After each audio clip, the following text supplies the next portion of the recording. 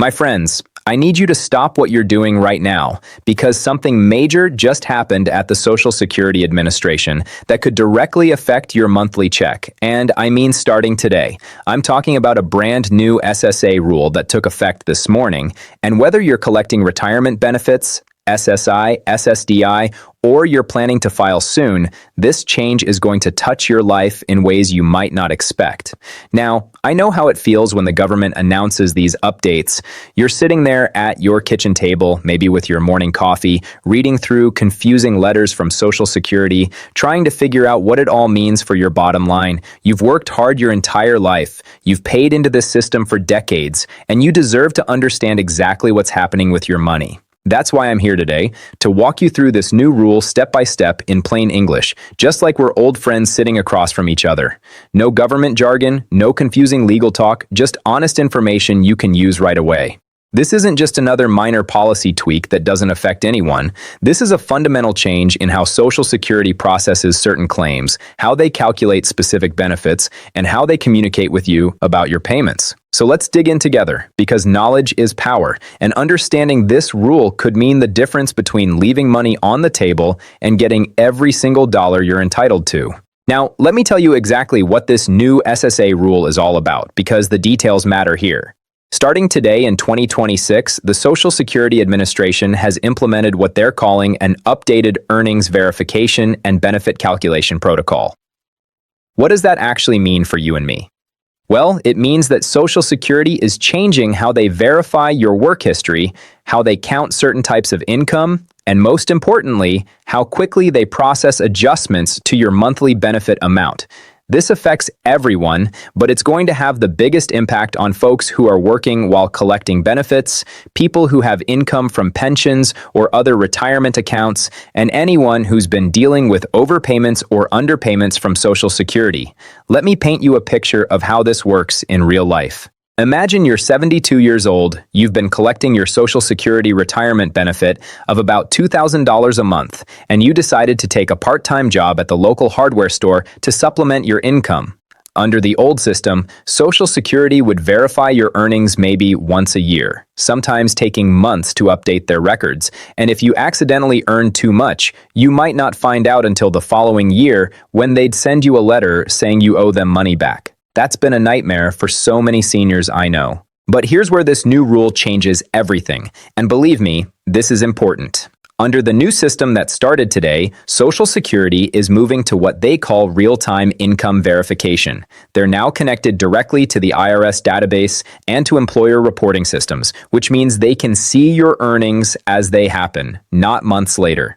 For some of you, this is going to be a blessing because it means no more surprise overpayment notices showing up in your mailbox. If you're earning too much while collecting early retirement benefits before your full retirement age, the system will catch it right away and adjust your payments accordingly. Now, I know what you're thinking. That sounds like Big Brother watching every dollar I make, and I understand that concern, I really do. But here's the flip side that nobody's talking about.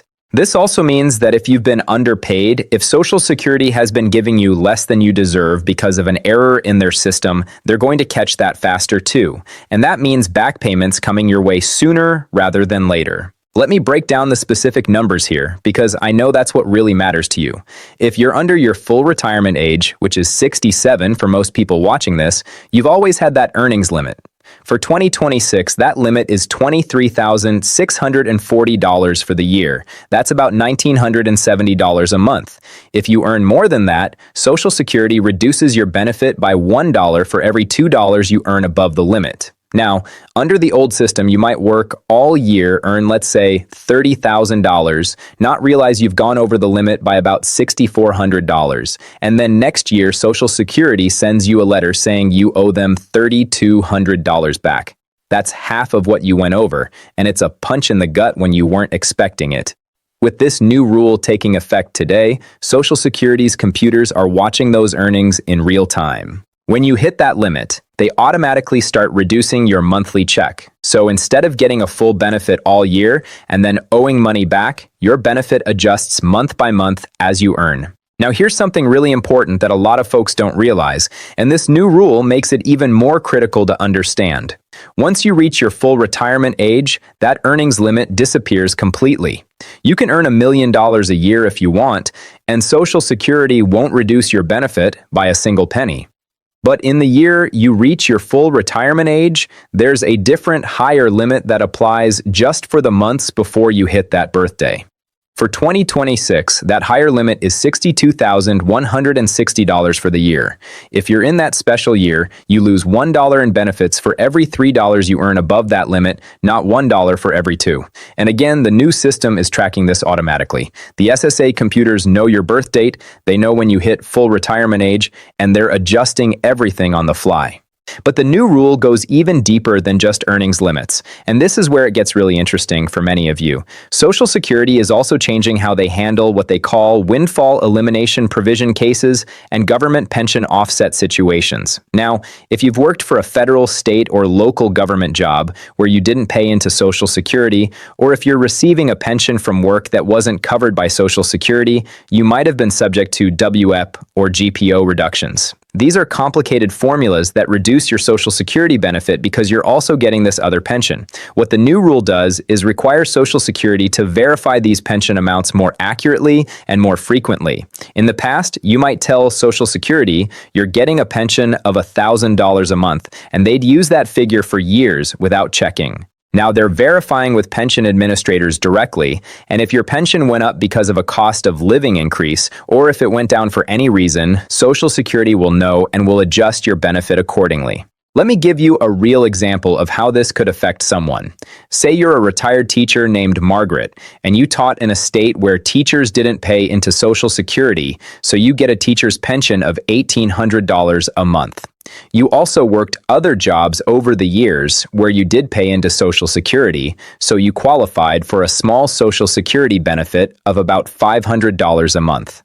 But because of the government pension offset, Social Security reduces your spousal benefit or widow's benefit by 2/3 of your pension amount. That means they're reducing it by $1,200. Under the old system, if your pension increased to $2,000 a month, you were supposed to report that to Social Security. But if you forgot or didn't know you had to, they might not find out for years. Then suddenly, you'd get a letter saying you've been overpaid and you owe thousands of dollars back. With the new rule, they're checking these pension amounts automatically every quarter. Your pension goes up, they know about it, and they adjust your benefit right away. No surprises, no huge overpayment debts hanging over your head. Now, let's talk about the folks on SSI, Supplemental Security Income, because this new rule has some specific implications for you too. SSI is a needs-based program, which means your payment amount depends on your income and your resources. For 2026, the maximum federal SSI payment is $967 a month for an individual, but most people don't get the full amount because they have other income that reduces it. Social Security counts your earnings, your Social Security benefits if you have them, help you get from family members, even the value of food and shelter someone provides you. It's incredibly complex, and under the old system, you had to report all these changes to Social Security yourself, and if you forgot or made a mistake, you'd end up with overpayments. The new rule changes this by having Social Security verify more of this information independently. They're checking bank accounts more regularly, they're verifying living arrangements, and they're cross-referencing with other government databases to make sure your payment is accurate. Here's what this means in practical terms. If you're on SSI and you're living with your daughter who provides you with free room and board, that's considered in-kind income, and Social Security reduces your SSI payment by up to $323 a month. If your living situation changes, maybe you move out and start paying rent, your SSI payment should go up. Under the old system, you had to report that change within 10 days and then wait weeks or even months for Social Security to process it and increase your payment. With the new rule, they're encouraging direct reporting through their online portal, and they're processing these changes much faster. Some changes are being processed within days now instead of months. That means if you're entitled to more money, you're going to see it in your account quicker. But I need to be straight with you about something, because not everything about this new rule is positive for everyone. The fact that Social Security is monitoring your income and resources more closely also means they're going to catch discrepancies faster. If you're working under the table and not reporting that income, they're more likely to find out. If you have a bank account with more than the resource limit for SSI, which is $2,000 for an individual, they're going to spot it quicker. And when they find these issues, they're going to suspend your benefits faster than they used to. I'm not saying this to scare you. I'm saying it because you need to know the reality. The best way to protect yourself is to be completely honest with Social Security about every dollar you earn, every bank account you have, and every change in your living situation.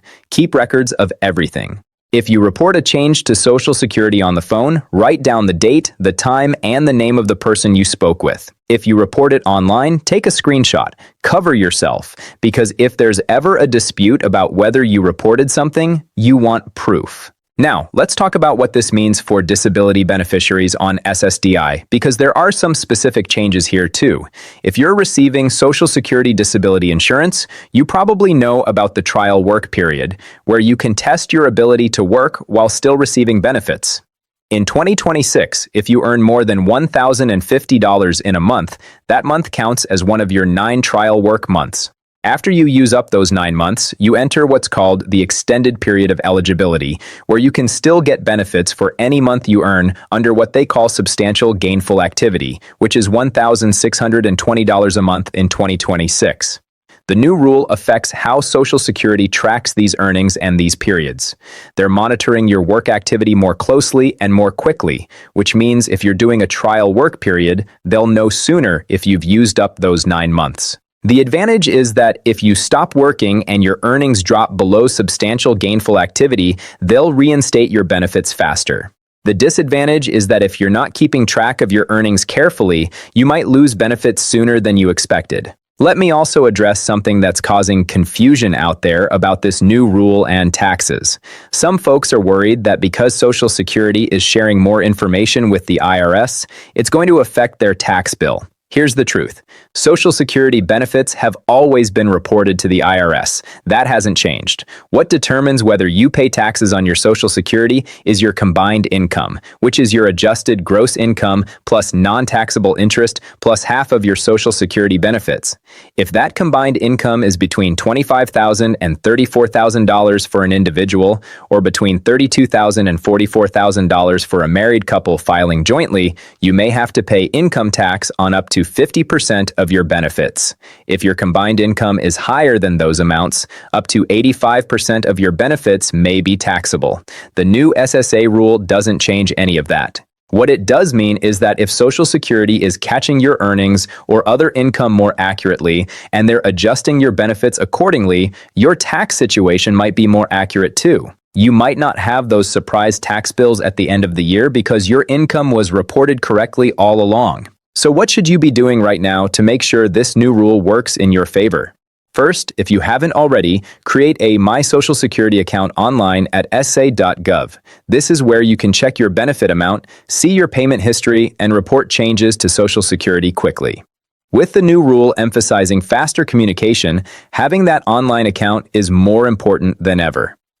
Second, review your most recent Social Security statement and make sure all the information is correct. Check your earnings history, verify your benefit amount, and if something looks wrong, contact Social Security right away. Third, if you're working while receiving benefits, keep careful track of your earnings and compare them to those limits I mentioned earlier. Don't assume Social Security will warn you before you go over. Fourth, if you're on SSI, make sure you understand what counts as income and resources, and report any changes within 10 days. And fifth, keep copies of everything. Every letter from Social Security, every pay stub, every bank statement. If there's ever a dispute, you want documentation. My friends, I know this is a lot to take in, and government rule changes can feel overwhelming, especially when it's your hard-earned money on the line. But here's what I want you to remember. This new SSA rule that took effect today is designed, at least in theory, to make the system more accurate and more responsive. Yes, it means more monitoring, and yes, it means Social Security will catch errors faster, both theirs and yours. But it also means fewer surprise overpayment notices, faster adjustments when you're entitled to more money, and a system that's supposed to work more efficiently. The key is to stay informed, stay organized, and stay proactive about your benefits. Don't wait for Social Security to contact you if something changes in your life. Report it right away. Don't assume they know about your income or your living situation. Tell them. And if you ever get a letter from Social Security that you don't understand, don't ignore it. Call them, visit your local office, or get help from a benefits counselor. Your financial security in retirement depends on getting these benefits right, and with this new rule in place, being proactive is more important than ever.